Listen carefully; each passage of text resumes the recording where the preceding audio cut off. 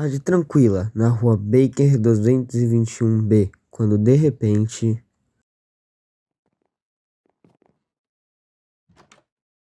Me perdoem, senhores, devia ter batido na porta, porém estou com graves problemas. Preciso do seu conselho, Sr. Holmes. Não sei o que fazer. Minha vida toda parece estar afundando. Sente-se, sente-se. Conte-nos o que está acontecendo. É tudo tão estranho, tão delicado. É horrível discutir o comportamento da esposa com dois homens que nunca se viu antes. Mas preciso de um conselho. Gostaria de dizer que eu e meu amigo já ouvimos muitos segredos nessa sala e a sorte nos sorriu, trazendo paz para muitas almas angustiadas. Espero que possamos fazer o mesmo pelo Senhor. Bom, Sr. Holmes, os fatos são estes. Sou casado há 3 anos. Durante esse tempo, eu e minha esposa vivemos bem. Nunca tivemos uma discussão. Agora, desde a última segunda-feira, ergue-se uma barreira entre nós. Descobri que há muitas coisas na sua vida e nos seus pensamentos que eu não conheço, como se F fosse uma mulher estranha, uma desconhecida. Direi o que conheço da história de F. Quando a conheci era viúva, embora muito jovem. Tinha apenas 22 anos, chamava-se de Senhorita Hebron e foi para a América quando criança e morou em Atlanta, onde se casou com Hebron, uma advogada de grande sucesso. Tiveram uma filha, mas, infelizmente, aconteceu uma terrível epidemia de febre amarela, e tanto o marido como a menina adoeceram. Vi a certidão de óbito do marido. Essa situação fez Effie voltar para Londres. Não se mudou por necessidade, não, Sr. Holmes. O marido a deixou com uma quantidade boa de dinheiro. Bom, depois de casarmos, nós resolvemos alugar uma casa no campo, em Norbury. É um lugar belíssimo, porém afastado da cidade. Entre nossa casa e a estação de trem, só existia uma casa no caminho, um pequeno chalé desabitado. No meu trabalho, preciso viajar constantemente, mas posso ficar em casa o verão inteiro. Antes de continuar, quero esclarecer outro ponto. Quando nos casamos, Effie passou todos os bens dela para o meu nome, mesmo sendo contra isso. E então, há mais ou menos 2 meses, ela me disse: Jack, quando você ficou com meus bens, você disse que qualquer coisa que eu precisasse era só pedir. Claro, eu falei, o dinheiro é todo seu. E então, Effie me pediu 100 libras. Fiquei assustado com o valor.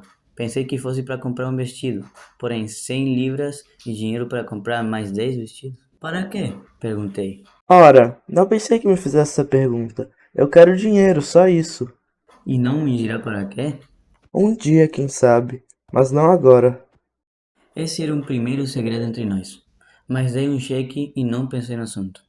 Pois é que isso nem tem a ver com o resto da história. Mas. Às vezes, Jack, um detalhe simples revela mais mistérios do que se supõe. Prossiga.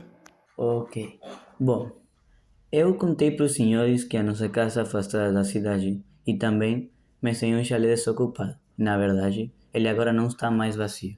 Na última segunda-feira, passei pelo chalé a caminho da estação e vi sinais de ocupação na casa. Sendo curioso que sou, fui dar uma olhadinha na janela superior do chalé e vi um rosto. Senhores, não consigo explicar a terrível sensação que me bateu. Senti minhas espinhas gelar ao ver aquela figura. Está longe para captar direito a feição, mas, meus amigos, aquilo não parece humano. Mas nem. Fiquei tão transtornado que resolvi saber mais sobre os moradores do chalé. Mal cheguei perto da casa e o rosto já tinha desaparecido da janela. Bati a porta e surgiu uma mulher. Parecia uma empregada.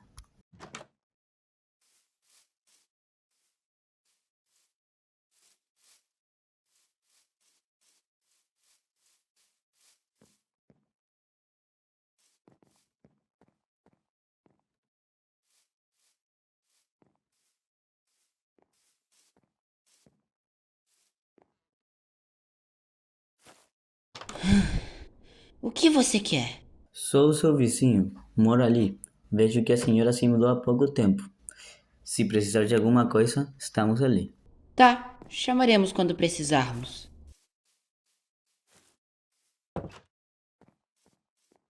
À noite falei para F que tinha gente nova morando no chalé. Como ela, muito impressionada, não contei nada sobre o rosto sinistro que vi. Bom, meus amigos, tenho um sonho de pedra. Nada consegui me acordar no meio da noite. Pois então, não sei o que aconteceu, o que ocorreu para despertar naquela noite. Meio dormido, meio acordado. percebi que minha esposa tinha se levantado da cama e estava se trocando. Vi a expressão do seu rosto iluminado por uma vela e vi que estava pálida, com uma expressão de criminosa, enquanto ajeitava a capa e verificava assim se ainda eu estava dormindo. Vi quando ela saiu, desceu as escadas e destrancou a porta de frente. Olhei no relógio, eram 3 horas da manhã. Fiquei sentado na cama tentando organizar os pensamentos. Meia hora depois, ouvi os passos dela. Não sei onde ela foi, mas ela me deu uma desculpa meio esfarrapada, aleatória. E ela fingiu que foi dormir. Na manhã seguinte, mal trocamos algumas palavras. E saí. Deveria ir à cidade cuidar de alguns negócios, mas estava tão transtornado que fui até uma vilazinha conferir os documentos por volta da 1 da tarde. Já estava voltando para casa.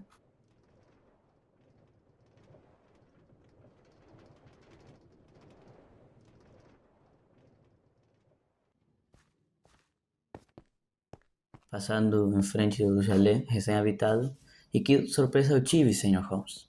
Vi Effie saindo dentro do chalé. Oh, Jack! Resolvi fazer uma visitinha aos nossos vizinhos para ver se precisavam de alguma coisa. Por que me olha assim? Está zangado comigo? Então foi aqui que você veio ontem à noite. Do que você está falando? Tenho certeza disso. Que pessoas são essas que você visita às 3 da manhã? Eu nunca estive aqui antes. Não sei do que você está falando. Como você tem a coragem de negar o que é uma clara mentira?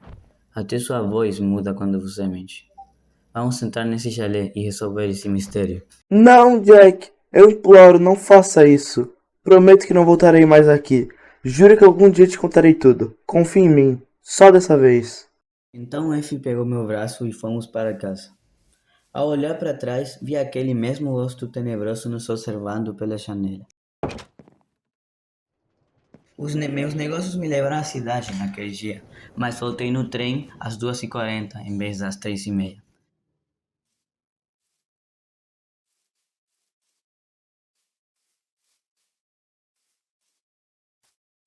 Quando cheguei em casa, fui surpreendido pela nossa empregada, me esperando no hall da entrada.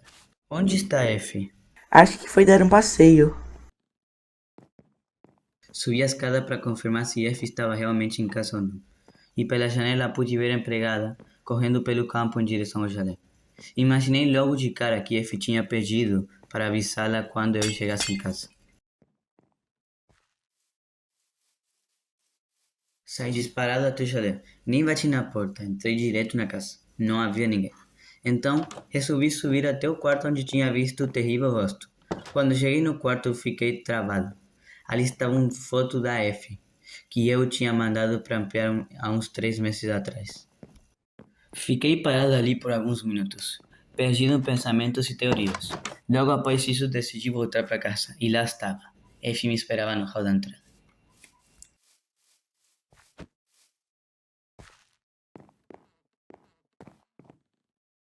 Jack, sei que prometi não voltar mais ao chalé e quebrei a promessa, mas se você soubesse das circunstâncias, sem dúvida alguma você me perdoaria.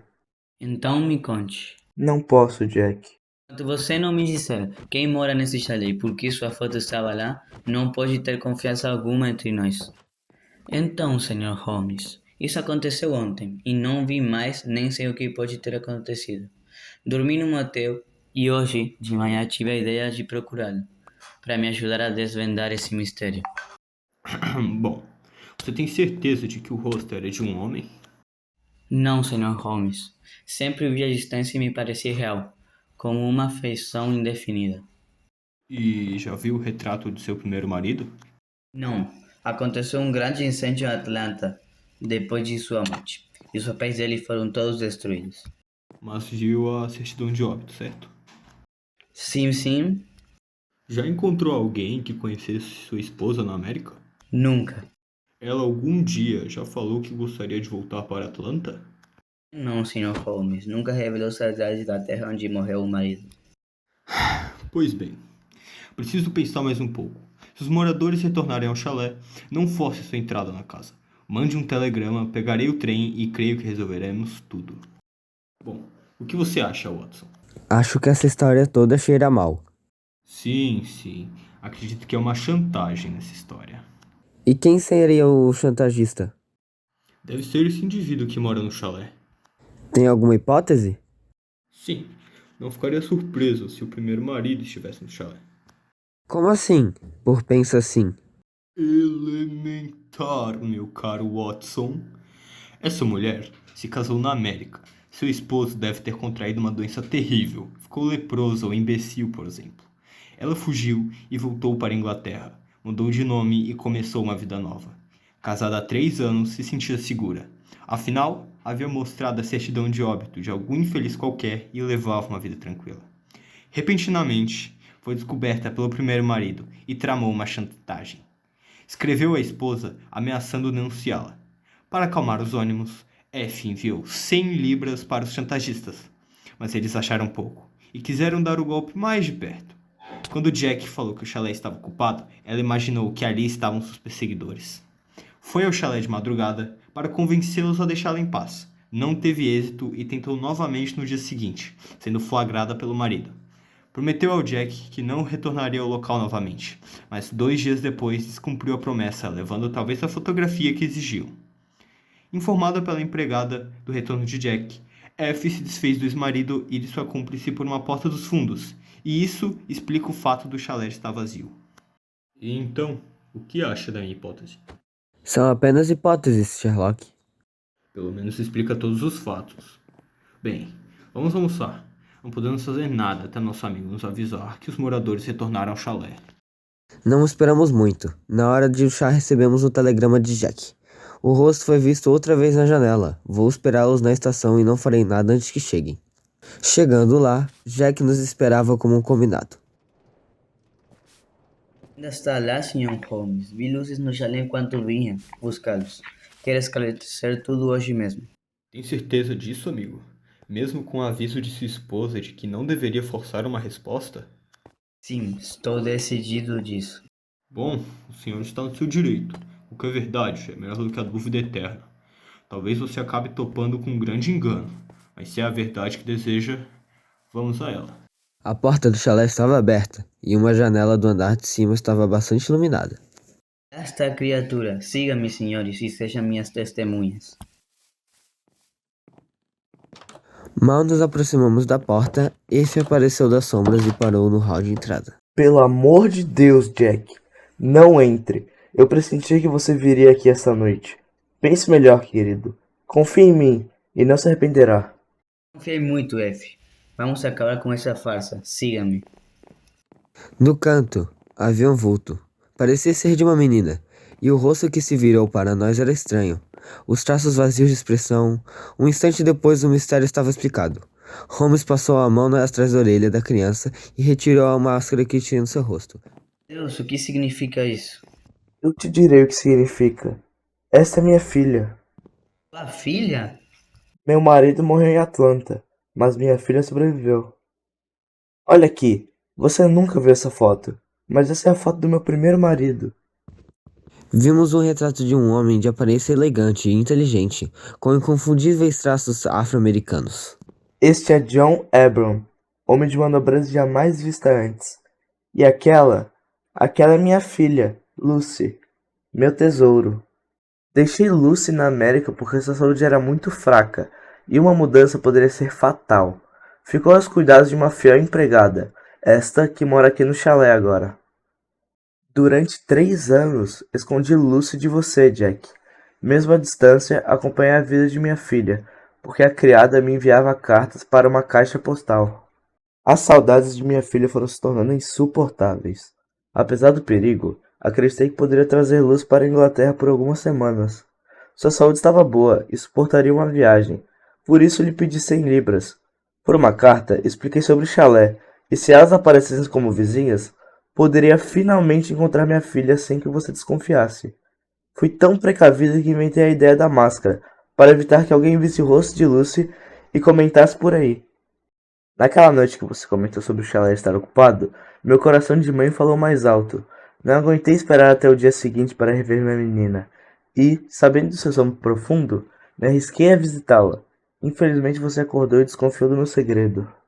Não tive coragem de te contar a verdade. Agora me pergunto, o que vai ser de nós, de mim e de minha filha? Se passou 2 longos minutos antes que Jack quebrara o silêncio. Podemos conversar sobre isso no conforto de nosso lar. Não sou um homem muito bom, F, mas penso que sou melhor do que você imaginasse que eu fosse.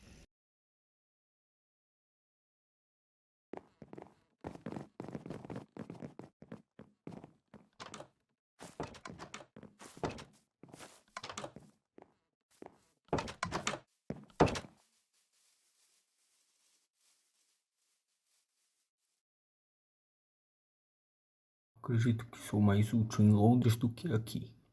Vou embora.